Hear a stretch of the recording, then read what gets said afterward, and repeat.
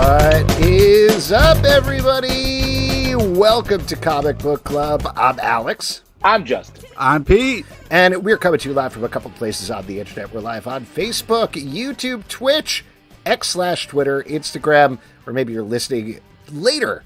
Wherever you get your podcast, it's all good. Yeah, just much Maybe later. You're listening now on the podcast, and I don't know how you're 20 doing years that, in to the be honest. future. 20, Maybe you're in our house, lurking behind us somewhere, Oh my laying God. just off Oh camera. my God. You know? Maybe you're my wife and playing this at my funeral. My wife. Oh, that's a nice way to think about it. Yeah. Will that change your performance on the show tonight, Alex? That this will be played at your funeral. Yeah. Well, all I have to say about that is life is about death, and death is about life, is something that I've always said, and I'm saying that now for no particular reason. That's deep, man. Wow. That's I so wish deep. you'd prepared a little bit more for this, honestly. That's the thing. We can all go at any moment, so every single one of our geez. last words could, in Thomas fact, be Nobiscum over here. our last words. That's really nice. Yeah. It'd be crazy to die in the middle of a sentence. Oh. I decided once, actually, that we really should get to our guests because we have great guests. But I decided if you ever say something really profound, just stop talking. Like 100% stop talking for the rest of your life, because then those are your last words. That's your that's epitaph. smart. Oh, I is that take it a cool? different way. Whenever I say something really smart, I go, die, die, die, die, die, die, die, die, die. Because I'm trying to go out on a peak, you know? Oh, yeah. smart. And Yeah, will yeah. yourself to die. That's cool. Can you tell I've been solo parenting for like a month and a half? This is like the No, content it's I'm not. interested It's in. not noticeable at all. Don't even worry Yeah, about you're it. doing This is great, the cleanest man. room in the house. Let me know. Uh-oh. Great. All right, well, why don't we go to a guy who does have a very clean room. He is the creator of Advocate, a graphic memoir of family, community, and the fight for environmental justice. It is out now from 10 Speed Graphic. You can check it out everywhere. Ladies and gentlemen, Eddie Ahn. Eddie, welcome to the show. Hello. Eddie. Hi, thanks for having me. No great to problem. have And you. you do have a very clean room as far as we can tell, unless Yeah. you're sitting know in a what Eddie's pile of hiding. laundry. I never know what Eddie's hiding. I'm not sure. But I assume you do, based on the fact, all the stuff that you have going on in this book. This is a pretty incredible memoir of Yeah. layered throughout your time with your family, specifically your relationship with your dad, but it's all framed around your career journey as well, which is very surprising and unique. I feel like we don't see that a lot in graphic novels. It's usually very specifically, here's the personal thing that happened to me. But for a lot of us, the personal thing that happens to us is our careers. And I feel like you channel that very well in this graphic novel. Was that part of the impetus here, or where did this start? You're actually the first person to point that out in a long time now. I think the original observation actually came from my now agent, Chad Louisville, who was just like, yeah, this is different because it's about ... work. And not to say like there are a lot of great memoirs based on identity, family trauma, etc. And I do cover a bit of that in my own memoir and how it shapes not just myself, but essentially generations of my family. But yeah, for me, like so for listeners who are hearing about this for the first time, it's essentially a memoir of my work in environmental justice policy and direct services to what colloquially I'll call frontline communities. So these are communities that often bear a disproportionate burden in terms of environmental pollution. So for instance, if you're in a home near a freeway, for instance, you're sucking up a ton of particulate matter and emissions that come from cars. Or it could be something, as more severe as like a Superfund site. Maybe you live near a toxic area, for instance. And then, of course, like economic class gets layered onto it in addition to all the environmental issues you have to grapple with. So a lot of my work is about grappling with that. I'm a lawyer by training originally. And then over time, I've essentially taught myself art in terms of being able to tell a lot of different stories. And that's how I've landed at this memoir today. Yeah. And I also just want to mention for anybody who's listening, there are very serious things that you're dealing with throughout this book, but it's also very fun and funny and light at certain points as well. To call out one thing that happens at the beginning, you talk about moving in with this roommate who you thought was a massage therapist, and they're doing a slightly different type of massage that plays throughout and eventually pushes you forward on your career journey. So there's stuff layered in there as well at the same time as you're dealing with environmental law and the world and life and work and all of these things. So Talk about balancing that a little bit, sort of like just pacing it out properly in the novel. A lot of it is about survival to some degree, even as a nonprofit worker. So you are essentially, getting on with life with a very low salary commensurate, especially for myself who graduated with law school debt, even coming out. Oh, yeah. 3 years of a really intense education.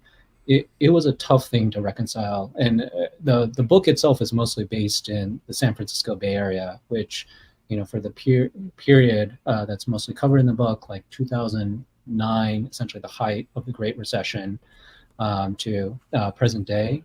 San Francisco has always been a boom bust kind of town. It goes back to the gold rush era. Beginnings. Nowadays tech, the successive kind of cycles of tech that have happened now, .com, venture capital funded, and more recently probably AI.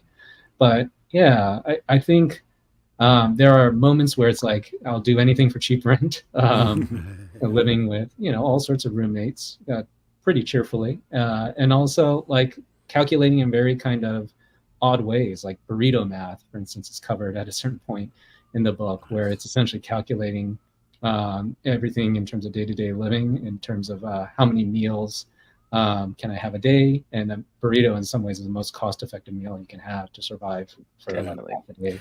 Do you San Francisco, great burrito town? Yeah, I used to do dollar slice in New York City. Oh yes, that's another way. That will kill you. Yeah. Do you still? I just wanted to ask, not to interrupt, but like, do you still calculate things by burrito math, or do you find yourself slipping into that at all? On occasion. I mean, the cost, there's also press coverage about this, how the cost of ingredients has gone up. And nowadays, San Francisco apparently has a $20 burrito. So very different kind of economics. But yeah, back in the day, $7.99 was roughly the cost of a super burrito, jammed in with all this. So a Bay Area burrito is very different than where I even grew up, which was Texas. So the Texas or Tex-Mex inflection of a burrito is very kind of lean in comparison to the Bay Area burrito, which has like a bunch of stuff jammed in: guacamole, cheese, sour cream, rice, beans, and then the meat. Yeah. Now we're talking. Yeah. This is Pete has only been using this comic book podcast for the past 2 decades as a vehicle to talk about burritos. So this is like right in his wheelhouse. Burrito book club. Well, I have a question about sort of you were saying you came to art a little bit later after you'd become a lawyer. So then what brought you to that, I guess, and then why did you choose a graphic novel to tell this story? I mean, ever since childhood, I'd always been into illustration, and there are a lot of earlier cartooning influences I have, mostly from the comic strip format. So Bill Watterson, for instance, of Calvin Hobbes, is someone I cite a lot. But I'm a big lover of comics to begin with. I read a lot. So maybe some more contemporary examples are like Wes Craig, for instance, whose artistic style I can never emulate, but Deadly Class, or Daniel Warren Johnson, Jen Wang too, who's a very talented kind of nowadays YA lit graphic novelist. But yeah, there's a lot of art. Even the artists you have later on this episode, I admire their work a lot, across like Teenage Mutant Ninja Turtles. Like there's so many different types of storytelling, even in the world of graphic novels, to enjoy. And for me, like I've always loved the gutter, playing with it's not just about the art inside the panels, but how the story moves from panel to panel. And as you can see in these pages, like it's essentially toggling at times between family photos, maps, which shape a lot of my nonprofit's work too, to begin with. And then, thinking through color to even move the story through time periods and moods has been a large joy of cartooning for me. That's why I chose this as a medium to tell my own story. I always find it very interesting when we're talking about autobiography in particular. How did you approach distilling down your own life? Like, what did you look at as, this is important to tell when I'm telling the story of my life, and what could be jettisoned? It was hard. So even in these initial pages you're seeing on the screen about the Korean War, like I could just easily spend a couple hundred pages just even talking about my own grandfather's experience, extrapolated from 15 handwritten pages, but backed up essentially by, essentially there are dozens of books on the Korean War that I've read in my lifetime. So in other words, I could have created a whole kind of epic narrative in that sense. But really, the story of my grandfather is used as kind of like a backbone to the story to kind of inform, even my own parents' immigration journey, like how and why they ended up opening up liquor stores in the US, and that became their way of economic survival and trying to essentially invest what they had in my own education. And a lot of the book is essentially about a conflict about myself and even my parents' conception of what success should be in the US. Yeah. So but suffice to say, like they did not want me to go into nonprofit work even to begin with. Like it was a long Sure. and all this stuff about like burrito math, living with like a kind of quirky roommates, like I never shared all that stuff. And it's only now, like my mother has been reading some of the Instagram comics where they were originally published and now having this full print volume. She's kind of astonished. She's just like, why didn't you tell me all of this? And part of it is I've told her, like, I didn't want you to worry, of course. Like, you know, they wouldn't enough in their life too. It's interesting you say that, because one of the big things that comes through, and obviously we've just met and I've only really met you through the book, but it seems like at every point you're doing multiple things. Like you're constantly talking about, oh, I have this job, but also I was doing this job. And right now we're even talking about you're an environmental lawyer. You also just published an entire graphic novel that you wrote and drew yourself. Why do you think that is? And is there something, are you drawn to one more than another? Like we often hear when people publish their first graphic novel, of course, that would hooks them. But it sounds like you're still kind of even between both things. I hope I always continue doing something in life that's socially oriented, whether it's like nonprofit work or otherwise. And art can be a vehicle for that, but I've known from very early on, art is not the only thing I want to do in my life. And the way I think about it is like, it's an interesting balance. I have a lot of different kind of curiosities. What drives me at the end of the day to do nonprofit work is optimism and curiosity about people and communities. And as long as I get to meet new and interesting folks and learn about their stories and perhaps even tell them through the art, that's all like, it's an extraordinary blessing to have in my life. And I think my mother, after reading this book, has grown to appreciate that too, surprisingly, in ways I did not anticipate. Wow, that's awesome. That's great. But speaking of that a little bit, I just wanted to say, like, you mentioned about like the thought of and care that went into this book. Just reading it, it really comes across. So thank you for all the time and sharing all of this with us. It's got to be kind of make you feel naked a little bit to have all this kind of out there about yourself. So thank you for doing it, and I appreciate you sharing all of this with us. Thank you for appreciating it. Yeah. Well, and sort of on that, I feel like this book is almost like a documentary of your life in a way, or at least like big portions of it. Like, and a lot of memoir, I think, starts there, but then it changes. Like sort of what we were talking about earlier. Like it's a little bit. This feels very technically driven in that way. What was it like to sort of do a documentary, a visual documentary on yourself? A lot of the drawing has evolved over, drawing from photographic reference. And one of the things I had to remind myself is like, I'm not walking around my life day to day with like, as if like I have a camera strapped on or I'm wearing like Google Glass, which would be also to myself kind of like a privacy nightmare. But that said, like I want to pick and choose moments in the book that felt real. So there are moments where the style, you'll probably notice in terms of nuance, becomes a lot of kind of loose, cartoony, stylistic drawing rather than like more hyper photorealistic kind of accurate renditions. Mm-hmm. And I like that kind of back and forth, because at the end of the day, memoir is playing on one's memory. And I recognize like my own perspective. And this is part of what I was trying to explain to my mother too, was like, as much as I love her, and I of course wanted to be emotionally respectful, even of the way I was portraying very personal aspects of her life and her relationship with her father, my grandfather, portrayed in the book. I also wanted to emphasize to her, hey, this is my own story, this is my own perspective. And again, like memoir, a lot of the times it's like, it's just one person's perspective. And the truth is in some ways like through the lens of the narrator or the storyteller. Sure. What do your law colleagues think about this? A lot of law school colleagues are into it generally. They've even enjoyed the comics on Instagram. When I started publishing this stuff, February 2020, a month before the pandemic came down. Timing. It was like a tiny account. There's only like a couple hundred followers, and it's grown to over 80,000 now. And alongside that, like my law school colleagues have always been there, the close friends that I have. So what's also covered in the book is like my poker playing days. So I still have a set of friends who are into poker and will play a game and, you know, chat about the book, and they're very amused. Some of them are portrayed actually in the book itself too. Oh, cool. Now that you have told this, and this is obviously a huge chunk of your life, are there more comics? Are there more graphic novels that you want to do? Is there something that you want to do that's maybe just like completely fictional and non-memoir based? Yeah, I started out in fiction, like my original set of comics that I had started. So I was a self-published cartoonist for a long time. So did zines at local things like alternative. I don't know if you know any of these outlets like Alternative Press Expo, Zine Fest, Mocha in New York, Brooklyn. Yeah, so there was a lot of, and TCAF, like Toronto Comics Art Festival, all cool places.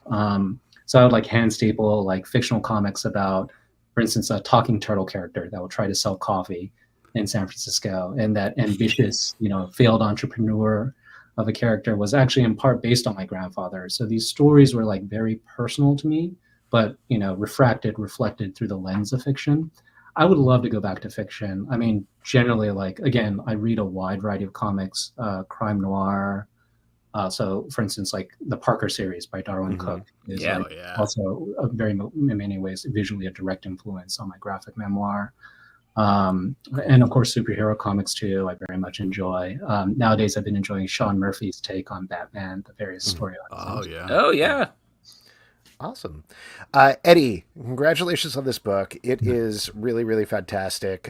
Clearly, the response has been great as well. You're on the USA Today bestseller list, right? Yeah. That's Congrats. awesome. That's awesome. Congrats on everything. Congrats. Looking forward to The Advocate 2, Revenge of the Advocate, or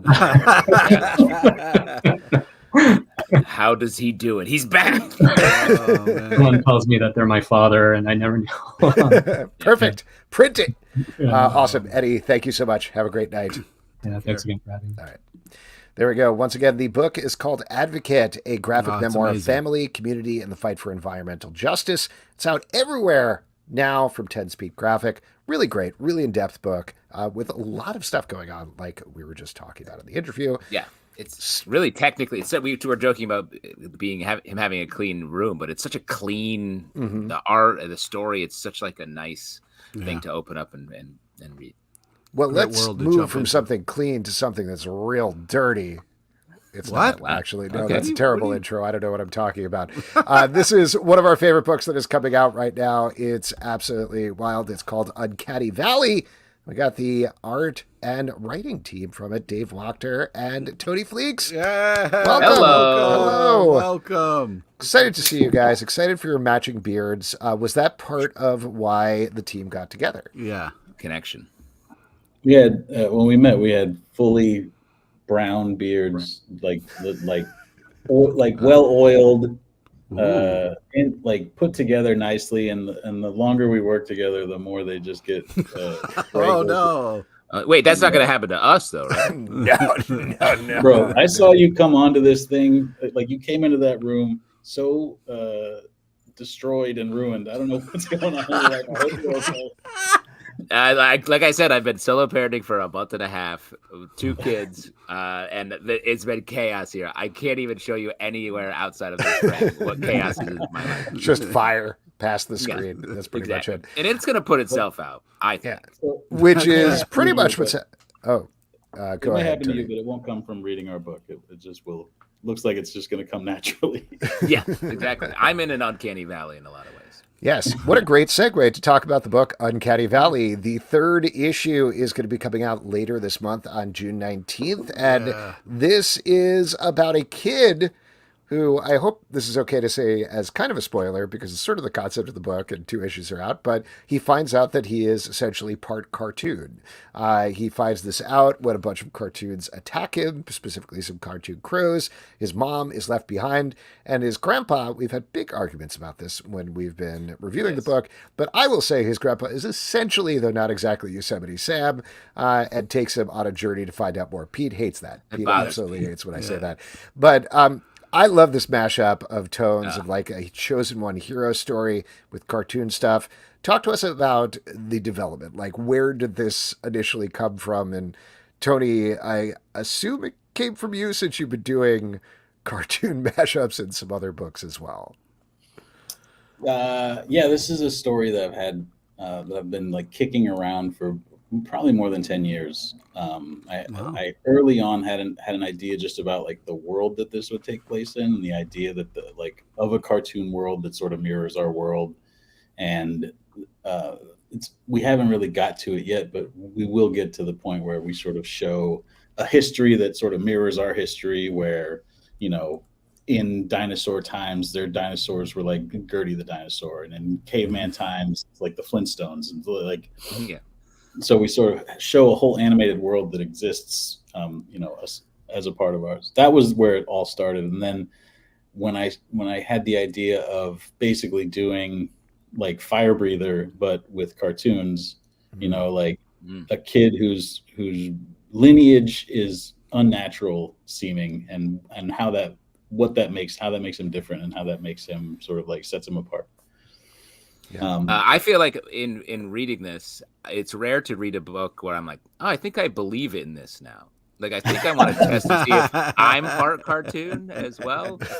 Oh no! And I really like. There's something about, and it's the way the art, the blend of the very realistic feeling, and then the cartoon sort of seamlessly, like that feels challenging. So, Dave, I would like to how have you made me believe in this religion that I'm starting? Just a lot of hard work and spending too much time on the pages than I should. But originally when Tony talked to me about this like 10 years ago, when we were in Chicago, and he told me, yeah, I want it to be, there's going to be there's going to be a cartoon parts and real world parts. And I think, what do you think about drawing the real world parts? And then maybe we find a second artist to draw the cartoon parts. And of course I said, that sounds like you want me to draw all the boring parts and have somebody else draw the fun stuff. But then, here we are 10 years later, and I get to draw the whole thing. I mean, it's a lot of, it's a little bit outside of my wheelhouse, I guess, but I kind of feel myself as a cartoonist that I should be able to sort of like switch gears anytime I need to. I've always defined a comic book artist partially by the idea of being able to, you have to be able to draw anything and everything. So, I along with that, I would say also in just about any style. So that's sort of what I feel my job is. And so I get to do lots of fun research for it. I'm exercising a different part of my brain than I was, than I have been in a while, than I did, it's much different than when the previous book right before this, I was drawing The Punisher. So it's nice. Very different than that. But it's been a lot of fun. I get to go back and look at old cartoons and things like that. And call it research. Call it research. Well, could you talk about the process a little bit, because you have very different inking going on here at the very least. Like when you have the cartoon world, like the grandpa character, if that's okay to say, Pete. He has the thick animation cartoon lines around him. Everything else has a very different wash, very not quite as thick inking. How do you approach this? Like, what is the actual process of creating a page? And just sort of to say, I think that sounds an annoying amount of work. I don't find it annoying at all. I find deadlines annoying. As Tony will attest to. But I find the work itself to be some of the most fun and rewarding work I've done in many years. Awesome. And I have a job that's doing fun stuff, so that says right. But I would say my actual process is, I'm even every part of this I'm doing differently than I have been doing things in the past. So I decided to do the real world stuff. Usually I'm a very ink heavy, lots of scratchy, detail, inky kind of stuff, right? So, but this time I decided I want the real world stuff to look more painterly, with just like a pencil line and then a very painterly color scheme to it. I didn't want the real world though to look like, oh, it's the real world. It's dull. It's dark. It's boring. And then you bring in the cartoons and they're bright and everything. It's like, no, the real world can be bright and beautiful. And then when you bring in, bright cartoon characters, like that's just an additional thing on top of it. So then for doing the cartoons, and the idea was to make it look like they just walked off the screen, to look like cartoon. That means, to me, that means not looking like, because there are, not to look comic booky cartoon, right?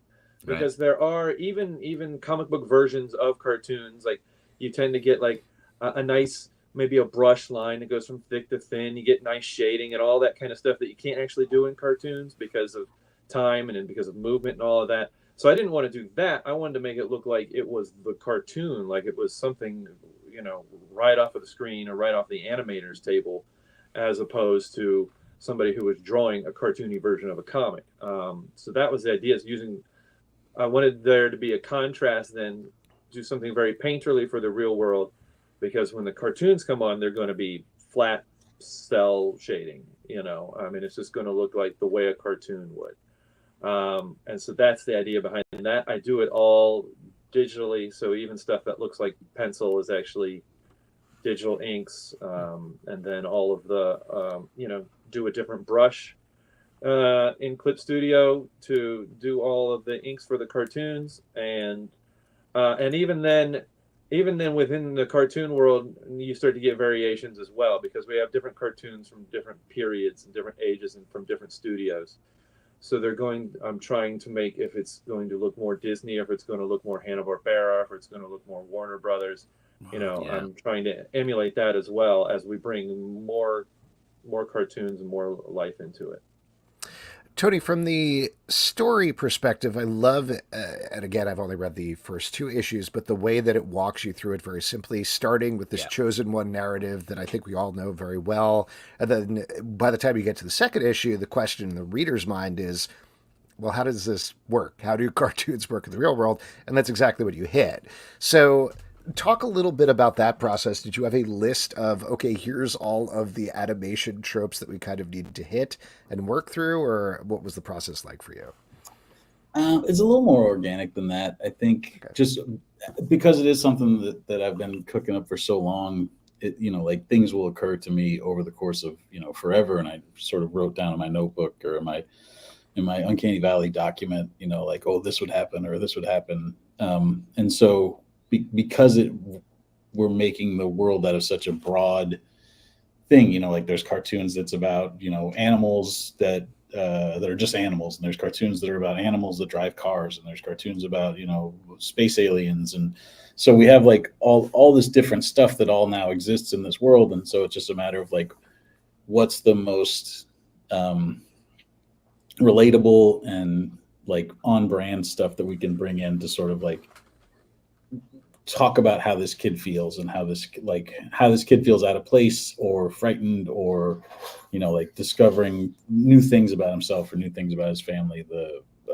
Like in the second issue, he's like a lot of falling and a lot of like being rescued, and that all sort of like is classic Looney Tunes stuff, but also thematically it's about him feeling safe with this new family member that he's just met. I don't know if that's the answer to the question you asked. No, I think that's okay. Well, I mean, on the same note, this all wouldn't work if you didn't have a strong family dynamic in the middle with the grandpa, with the grandson, with the mom. What was important emotionally to set up there? Oh, I mean, that's what the whole thing is about. So, like, basically, after I had this idea about the world, that's sort of exciting, but there's nothing compelling about just that if you just have it there. So the actual thing that's exciting to me about this book, and that I think Dave gets so right, and like you heard him just describe what his insane process is.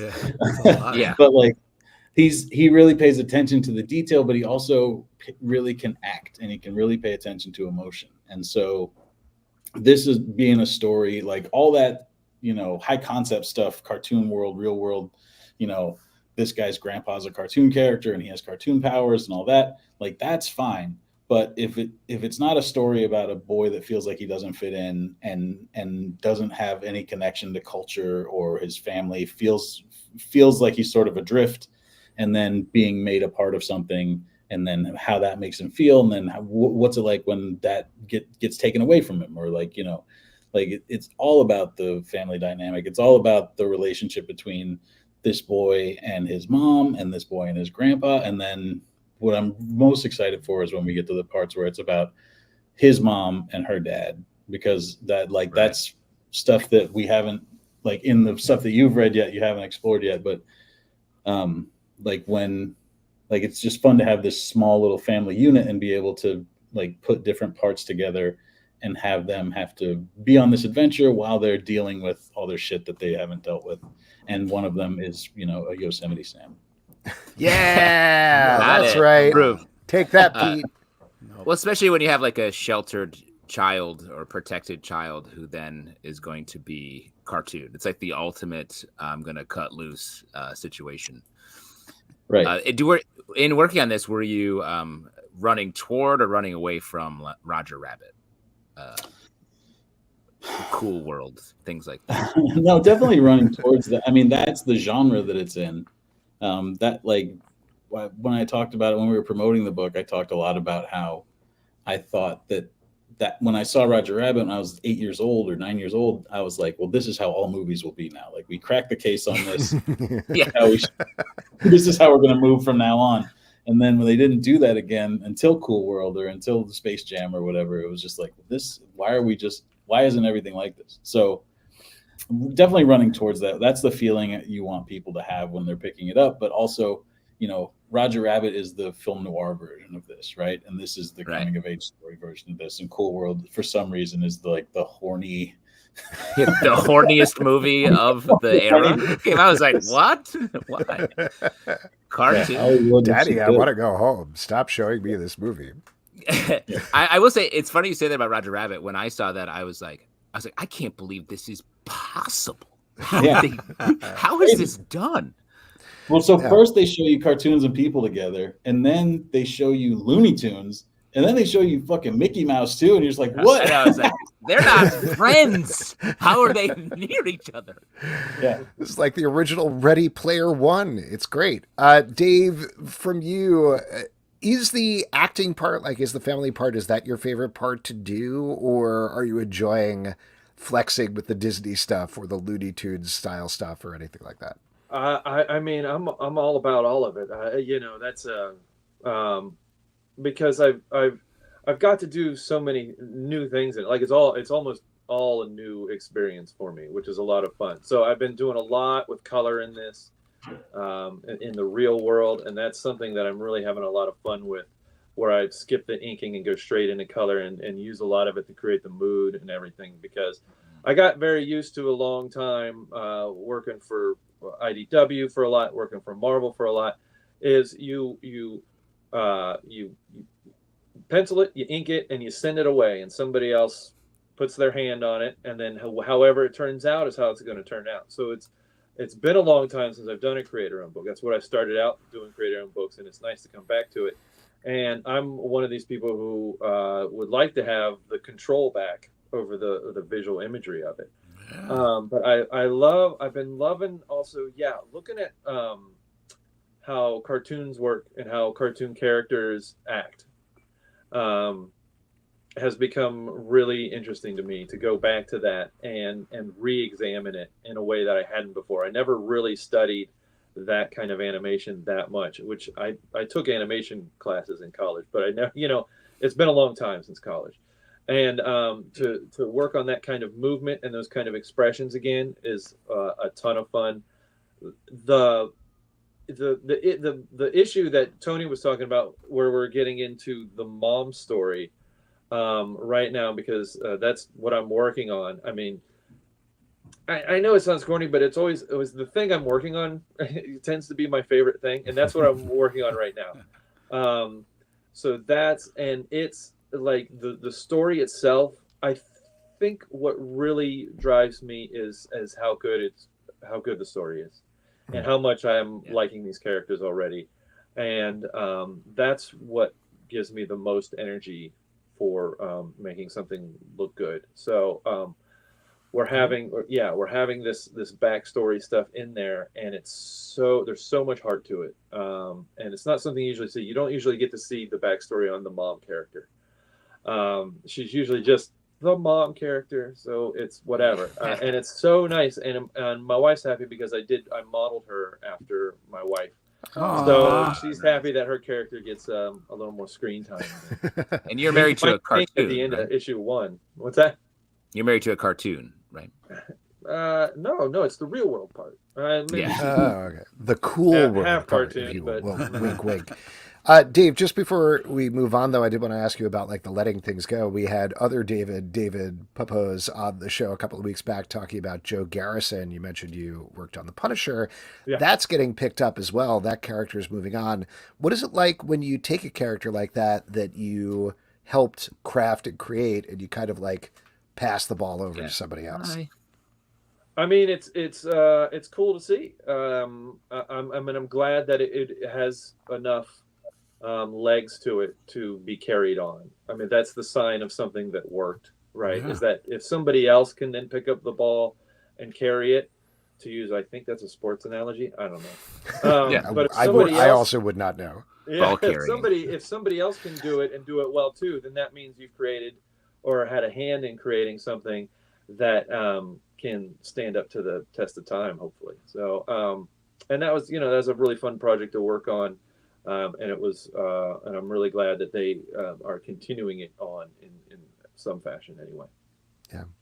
Talking about multiple projects, Tony, you have a lot going on right now. You've got Local Man ongoing with Tim Seeley. You got Feral is going on, Army of Darkness. I assume a couple of other things. What is your organizational schedule like now? Do you have a whiteboard on the other side of the camera that just like crazy? There's a lot of exclamation points on it. I just make checklists of pages, so like I have in my kitchen, I just have like many different lists of like 1 through 20 pages, and I can knock them off when I knock off a page. That's basically the only way I have deadlines, and I have when artists are done with things. And so I know when Dave's supposed to be finishing up the next issue of Uncanny Valley, I have to have another script ready there. I'm in a real frantic time right now because Local Man, I remember when I was young and I would fantasize about having all these like comic books going on, and I would listen to like the Bendis tapes or whatever. And Brian Michael Bendis would talk about how he's way ahead on things and he could spend a whole month writing Ultimate Spider-Man. And as all this is going on, I'm always just like, how did they do it? Like, and then I realized that none of them drew a full comic every month. And that's really that's a lot different. Yeah. So the like 3 weeks out of the month at least are just constant scrambling, drawing. And then in between there, I'm doing covers and fitting in other scripts and stuff like that. And then, God forbid, there's a convention or or you're going on a promotional tour. Or a freaking podcast. Yeah. I'm doing 2 of these tonight. Oh, man. But yeah, so it's pretty frantic right now. I also have, I wrote Super Pets, what me and Mike Norton are doing. Mm-hmm. That's just a one-shot so far. But that'll come out, I think, in August. And then there's a Marvel thing that me and Celia are doing as well. So there's like a ton of stuff. It's like 6 books at the same time. It will be 5 when I get. I have a cover to do for Super Pets, and once I cross that off, I'm sort of done there. I don't know if you can talk about the Marvel thing, but are you and Tim doing the same sort of thing where you're sharing writing and art duties on that? Just writing. Okay. There's no possible way I could have also. Yeah, jeez, man. It sounds like you can't do that. You're really pushing it to the limit. Yeah. Well, I mean, go ahead. I was gonna say, shouts to the Eisner nom as well. Oh, like, yeah. That's gotta like really. You're like, strike when the iron's hot. It's like, oh, it's working. I'm working, and it's hitting. Like that grind. Yeah. It's gotta feel. It does. It does feel good, yeah. To be to be going this hard and then to be recognized like that feels really nice. but also mostly it just feels like I'm going this hard. I definitely cannot go harder than this. I think about, I think about people like, I never want to, when I die, I want it to be like a big surprise. And I feel like if I died right now, people would go, yeah, obviously, like. So I feel like I had to do at least a book less than this at all times, after this. I really took on way too much. It's great to be rewarded. It's great to be rewarded for that level of grind, but it's also daunting to be like, oh, I guess this is who I am now. Please don't die. This is my life now. You're doing great work, man. Please don't die. Yeah, I got to at least finish me and Dave's book before I work myself to death. That it's anybody's guess. I guess we'll see what happens after that. I feel like this would be a good one. Dave's ready to go. He's good. I trust Dave. I get all my scripts done. I know Dave's going to finish it off perfectly. That'll be okay. This is grim. I think we should move on past it. We probably should. Let's talk about something that's definitely going to happen in the future, which is Uncanny Valley #3. Now that we've set up our world, it seems like we're heading into a bigger Disney villain-esque world, potentially, or something along those lines in issue 3. What could you tease about that? We see a lot of new cartoon. So like in issue 2, we got introduced to the Dingo, which is sort of like our off-brand, version of a Wile E. Coyote type character. And in issue 3, we get introduced to a bunch of new cartoon villains and also a bunch of new cartoon allies, which we sort of teased at in the issue 1 cover that Dave drew, because they wanted us to do like the movie poster version of what this comic would be. And we were like, well, there's just like 3 people in this first issue.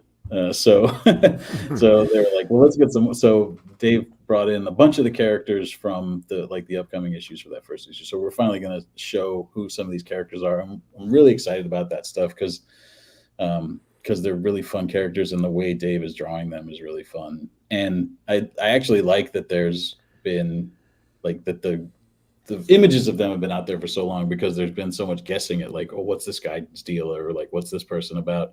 And so now to get to show them, and that nobody's been right, is fun, because I'm excited for people to see sort of like what these people's deal is. Awesome. Yeah. Guys, this book is great. I'm loving it. I'm really excited to see where it goes. Congratulations, and Tony, get some sleep. Just yes. In the comments, both you guys take care of yourselves. We have Stanley saying Tony must not sleep, and then Michael Eamon saying Tony must not die. So, everyone has your back. I will not die. Listen, before I go, I drew you guys into Local Man, and none of you caught it. What? What? Whoa! Hold on. What issue? I think it's issue 8. Oh my God! It's issue 8. There's like a press conference where they get on Zoom. And the police chief has like a press conference with the local press, and so I drew you guys in there. Oh my God! I'm so sorry. Yeah. First of all, I'm gonna look that up right now. Yeah, the likeness must not have been right. Maybe you just didn't draw them very well. Maybe you need another artist. I'm going to pull that up. We'll check it out later in the show for sure. So sorry, Tony. Definitely. Thank you so much. Thank you so much. That's so nice of you. Terrible people. So nice. We're honored. Awesome. Thank you, guys. Have a great night. Congrats. Thanks, guys. Love the book. All right. There we go. Once again, the book is called Uncanny Valley. It is from Boom Studios, issue 3. I feel so bad right now. But it's fine. I mean, I have the issue. We'll pull it up. We'll take a look. I'm not reading every issue being like, where am I in this? Where am I? Where am I in this? Yeah, but it'll be interesting to see how obvious it will be or not obvious, because if it's bad. Oh, shit. It is pretty obvious. I have it right here. Share your screen. Oh yeah, that's it's also the focus of the panel. Oh man, I'm looking down just like my character art. Oh my God. Oh geez. Shout, Cody, that's awesome. And you should be happy how quickly I have Local Man right here, ready to read. Like that was, I instantaneously pulled that up. Truly, that's the only thing on your iPad, right? It's just that one issue of Local Man and you just never noticed. He reads it over and over. I knew about it for a long time. I've just been waiting to bring it up. Oh gosh. Oh boy. All right. Definitely check out Uncanny Valley. It's awesome. Also check out Local Man, starring us, of course. And, starring. Take it easy. Yeah. Let's move on to our next comic. Let's move on to our next section, which is my favorite section because you all make it up. It is your audience questions. Woohoo! And for audience questions, all you got to do is drop a question in the comments over on Facebook, YouTube, Twitch, X. Yeah, that's pretty much it. That's the places you can drop some questions. In the meantime, while we're waiting for that, let's talk about what we're drinking tonight. In honor of summer, our official CBC chef, Brett Macris, Stray Bullies, called for the classic, the Petey Palmer, Pete Arnold Palmer. This is a great drink. I didn't have the right ingredients around, so I made like a gin fizz, I think what it is, which still has limoncello, sort of an little lime Alex juice in. Palmer. A little good stuff. Gin What about fizz. you guys? You're like a flapper. Gin fizz. Dun, dun, dun, dun, dun, dun, dun, dun. Yeah, land shark. Yeah. Knock, knock, who's there? Land shark, please. I made myself. I didn't want to drink a Petey Palmer, so I made sort of my own version of a Justin drink, and this was the High West Double Rye, great rye, if you like that sort of thing. I made some sage flower simple syrup because my sage bush makes too many flowers. So I made that, I added that and a little bit of apple cider. It's not summer, but it is autumn, and I love it. Wow. Awesome. And I'm also drinking 5 Boroughs Summer Ale. Excellente. To keep myself grounded. All right. Let's go to some questions here. This is... Oh, wait. First we have from Straight Bullet. I want to take the lock and key quiz. Pete? Nope. Okay. No hints there. Stanley says, are you excited to watch The Acolyte? Any expectations? It's on right now. No, what it's are not. we doing? It's not premiering until 9 p.m. tonight. What are we doing? But and Alex, I've already seen the first 4 episodes. I was just saying wait, and then you had to just go and open your big mouth. Who are you talking to me? Flex, huh? Yeah. I can shut up because I know Pete open. doesn't like it. But yes, I have seen the first 4 episodes. 2 are premiering tonight, not until 9 p.m. You have plenty of time, Pete. It's all good. Do I got to do earmuffs? Are you going to talk No. about You it? can the question is, are you excited to watch it? And I've already watched it. So the answer for me is no. No, not exactly. Wow, I've already seen it. Definitely an answer do you know to the if spirit of the question. Do you know if Justin will like it or if I will like it, just knowing us well enough? Ooh, Well, for you, Pete, I have literally no idea. I have lost track of your opinions entirely. he has gone off the map in every capacity. I mean, used to be very easy to judge, but now sometimes, I feel like everything I watch, I'm gaming out for you, being like, all right, what is the thing that I'm not expecting that's going to piss Pete off about this? Exactly. Usually the thing that happens in the last minute or 2 of the episode, and I'm not sure. But I don't know. Can I ask a question, Pete? Is that okay? Sure. How do you, this is going to sound very loaded, but how do you feel about the High Republic stuff in particular? Because it's I think you know the answer to that. I mean, how do you feel about bad Star Wars mythology?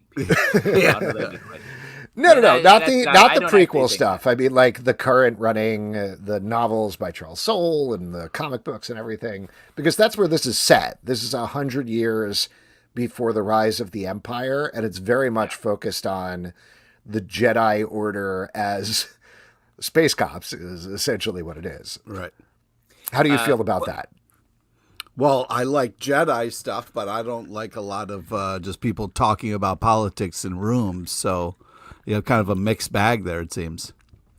It's less my main estimation of it, and there's a lot of things that I liked about it, but my main estimation is it feels like the prequels, but not bad, is I guess what I'd say. Well, that's... And I'm not saying good, I'm just saying not bad, where the Jedi all still talk in that very stilted, no contractions way of talking that I feel I don't know, could we maybe just talk like normal people? Is that all right? Well, there was something that happened, I think, where it was Jedis have become sort of not human with a lot of their emotions, and that sort of just became part of what it is. And I agree with you. Like, the fun is that they do have emotions and have passions and things like that. I do think, based on my reading of it, just from the trailers and stuff, it does look exciting. I've been watching Star Wars Rebels with my kids. We're in the last season. We're down to the last like 4 episodes, and I've been really enjoying that. And that is more like deeper mythology, Star Wars world building. How about like, your kids? Have they been enjoying it? Love it. Yeah. Yeah. There was a bad thing that just happened like 5 episodes before the end in the last season, and it was like they had never seen a show where something like that happened. So it was like a big moment of just being like, Star Wars scarring kids. Yeah. It does feel like, here's the positive things that I'll say about it. It does feel like this is stuff that in a place that we haven't seen in Star Wars before. It does not feel like we're slowly teeing up Anakin Skywalker or Luke Skywalker, like even just based on the time period, but also in general, it does not feel like it's building up to that, like, hello, my name is Q Skywalker or whatever, and my ancestor down the road, etc., etc. Like, it's not about that. It's telling its own story, but it still has that rhyming trope of, oh, that character is kind of like this other character, or this character has shades of that thing that I think is what Star Wars is about. The Force feels exciting in a way that I don't think it has in a while. Like, it's not necessarily even like, whoa, that's the coolest move I've seen, so much as it feels magical and mystical, which mostly it's felt like I'm throwing somebody against a wall at the end. So that's cool. But my real standout in the show is that the droids are significantly different 100 years earlier than they are in the other timeline. And they're like closer to tools, which is interesting. Yeah, which is really cool. Well, I like that a bit. That's the thing I'm the most excited about, is it feels like it's doing different things with all of that stuff. And that is like, we've seen so much of Star Wars just being different versions of the thing we know. And to have like the Force be something that is believed by most of the characters, like, I think that's really exciting.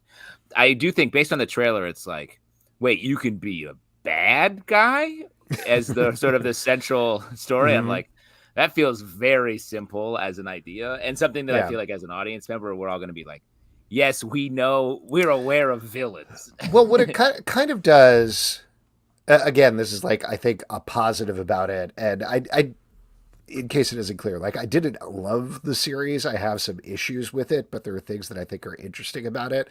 And one of the things that's interesting about it, and they've been very public about this, is that it's not that Jedi are the bad guys, but it is flipping it so that the focus is on what will eventually become the Sith. Like, that they're not like, yeah, we're cackling villains, but what puts the Jedi in a place where maybe they're wrong and maybe the Sith is right.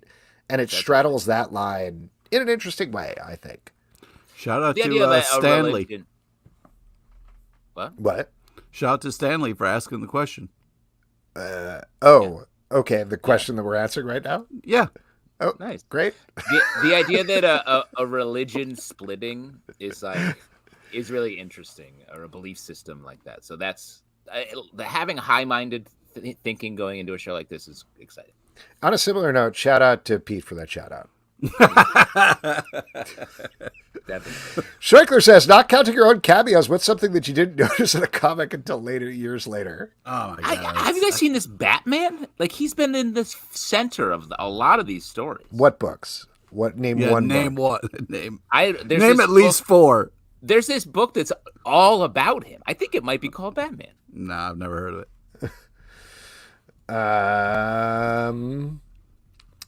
Something you didn't notice in a comic until later years. I don't know.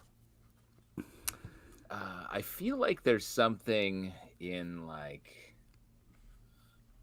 Infinity. I mean, the easier answer is something like a Grant Morrison story that we were like, what? Yeah. And then later, well, like, I mean, one that I definitely didn't notice, but other people noticed, is in Dark Knight Returns. Frank Miller drew in Howard the Duck and Daredevil, and people didn't notice it for decades, which is wild. So there you go. There's nothing wrong with missing something. Exactly. You can It's up your cool. own face. Hey, I wasn't used to seeing myself with a beard. That's my problem. I don't know what your guys' problem is.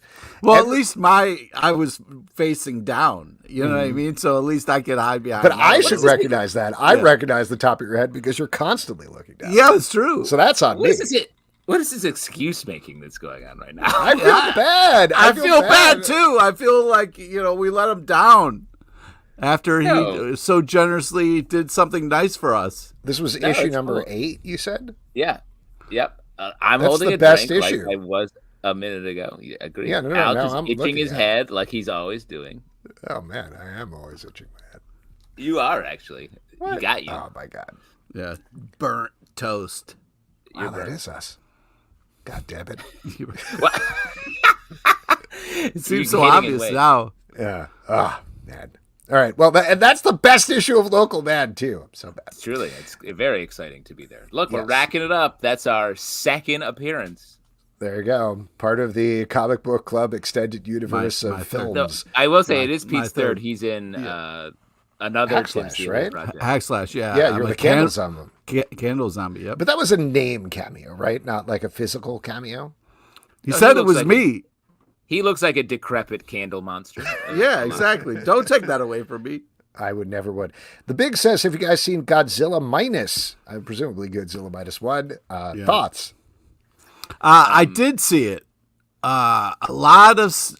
I just fast forwarded all the human parts. They made some interesting kind of creative choices. Wait, are you joking about that? No, I always do that in Godzilla movies. I hate the human parts. I watch it for hate you. Godzilla. That's okay.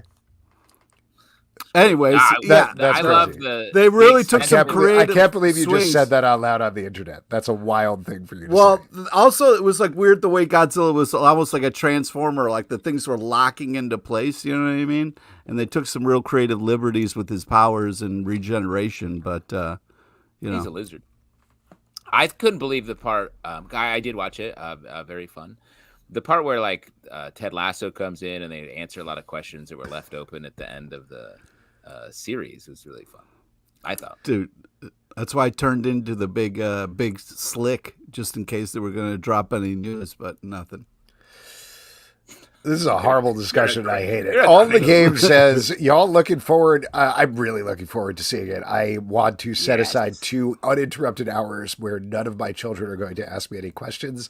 That hasn't happened yet, but I'm very much Good looking luck. forward to it. Yes. 8 or 9 years, I should be good to go. All in the game says, y'all looking forward to the Richard Linklater Hitman movie. Looks to be an actually good Netflix movie for once. I've only heard fantastic things about this. I cannot wait to Ooh. see it. Cannot wait to see this movie. I've been Richard Linklater. What a director! Like just amazing length and breadth of movies that he's made, and this one feels like a fun one, like a wild, interesting movie choice for him to be bringing. I can't wait. It comes out in just a couple days on our own TVs. Yeah. Great stuff. And Yeah, I looking think that's forward it for to your audience questions. We are going to move to our next section, which is trivia. And for that, we're going to turn it over to Pete LePage. All right. This is how we give back you, the lovely audience. It's an opportunity to win $25 free dollars to Midtown Comics online because if you had $25, you probably want to get some comics. All we need is a first hand up or a pick me or hey, make Justin do it and give it to charity, something like that. What? What? I just have to say, so thrown by this episode, from the Tony Fleecs revealing we're in the comic book thing to Pete saying he fast forwarded through the human stuff in Godzilla -1. I just don't know what to do. I think I gotta go lie down for a little while. I know. It has been a lot. Godzilla minus all humans is Pete's cut, says Michael. Oh my God. That's Truth. Godzilla minus- Everybody who has seen this movie has said it is an incredible human pot that will It's make you great. sob. Yeah, it's fantastic, especially in a franchise that is just like moving toward like let's fight these monsters so much, fight them. That this was such a nice breath of in that. Well, anyway, David Quinley would like to do trivia. Pete, that cool with you? Or are you going to skip by him because he's human? Well, I might. No, let's go with David there. I thought it says say me to trivia. Oh, he's saying me to trivia. I thought he was saying for somebody to say me to trivia, but it's him saying it. So great. All right, here we go. Today's trivia is on comic book writers and a small nod to the legend Roger Corman, R.I.P. King of the Bees. All right, please listen to all three options before making your selection. Here we go. Question number 1. This award-winning writer is known for American Vampire, but I think his run on Detective Comics was legendary as well. Who is it? Is it A, Scott Snyder, B, cool over-the-top 80s villain name, C, Buzz Killman? Good stuff. Very probably fun. Buzz Killman. I did like his run on Detective Comics, but like... Yeah. Is it the best? Known for American Vampire. Interesting clue. Yeah, you don't think so? I would say other things like amongst a sea of Batman, other things. For example. Well, yeah, but I mean, there's a lot of people. Is it A? Scott Snyder? It is A. Yeah. I know him best for White Boat from Distillery. Take it away. Second question. Oh, wow. Man, always that guy. Question number 2. This guy might break your heart, but Justin really loved his work on Fear Agent. Is it A, Rick Remender, B, German dude who loves deals, C, Daniel von Bargen? What an honor to be included not only in Local Man, but also trivia. Yeah, you're killing it today, bro. I'm everywhere right now. Yeah, dude. You went from like a dark place, but you found your little hole, and now you're living your best life. It's great to talk to great people, and this has been a fun show. A? Was it A? It is A, yes. Wow. Here we go. Last one, almost there. This amazing colorist and writer was born in Seoul, South Korea. She worked on a ton of Marvel stuff and even The Magicians. Who is it? Is it A, Christina Strain? B, no, the guy who's either Irish dancing or doing laps around the office. C, Jiggs Walker? Oh, boy. You know what? I got to say one thing, Pete, while we're waiting for this answer here. Normally, I think this is a bunch of gobbledygook nonsense, but in the rare case of paying tribute to Roger Corman, I think this works. Oh, wow. Hey! Look at that. Look at this. This is a weird episode. Alex is dominating Pete mid-trivia. The only time. A is correct. There we go. David, congratulations. You are getting a gift card to Midtown Comics. Shoot us an email, and we will get that off to you. Pete, what movie were you paying tribute to? Well, of course, we're talking about the 1991 banger, Silence of the Lambs. Yes.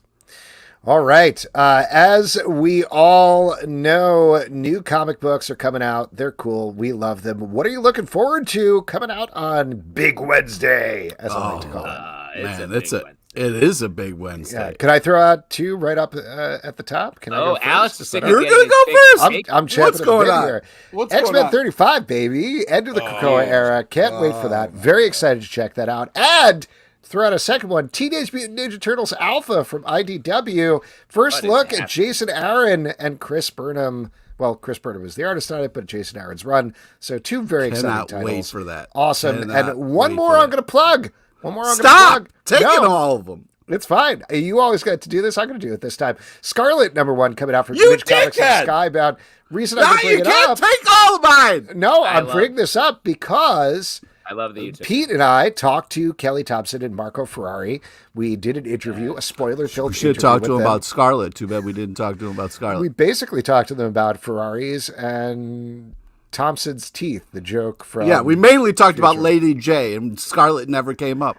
Yes. Anyway, we talked to them about You don't get those references. I do Yeah. get those references. Woo-hoo-hoo! I'm pretending. Scarlet #1, we talked to them. We're going to have a bonus episode of the podcast rolling out on the podcast feed. That is going to go out at noon tomorrow, so check that out. What are you guys looking forward to? Justin, why don't you go? What is happening? Pete goes last. What is happening? On Godzilla -1. What? Exactly.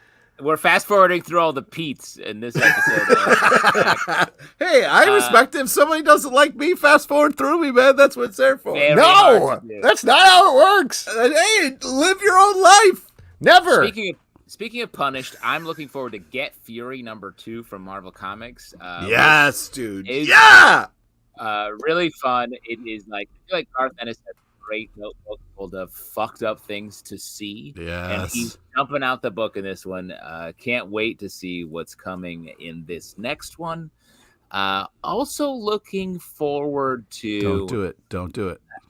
I don't know. I honestly am trying to find the book that you don't want me to say.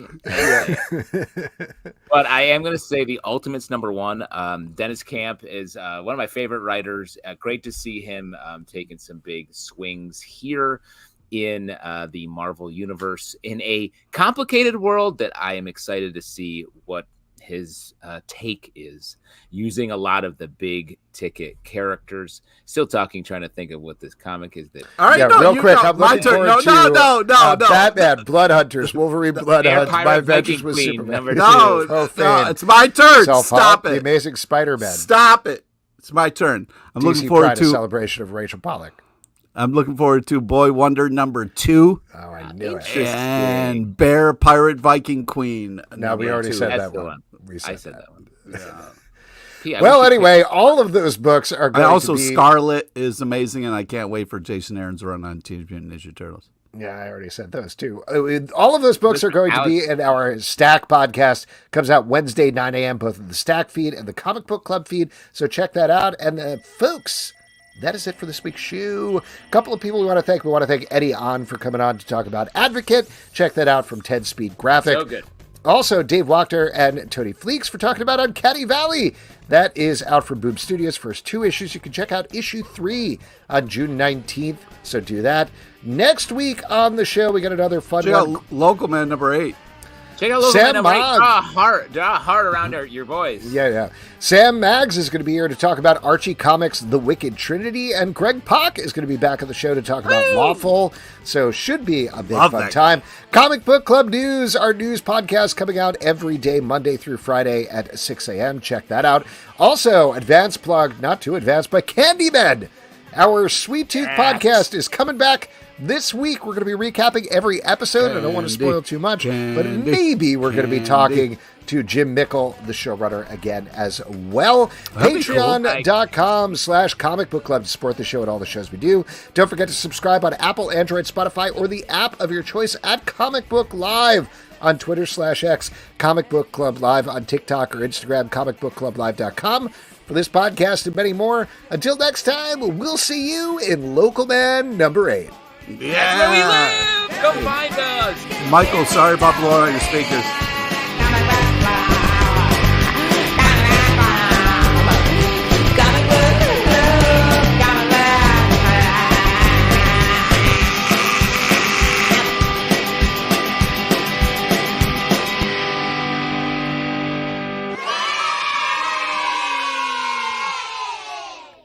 Cheers, stray bullies. Thanks all. Have a great night. Land shark.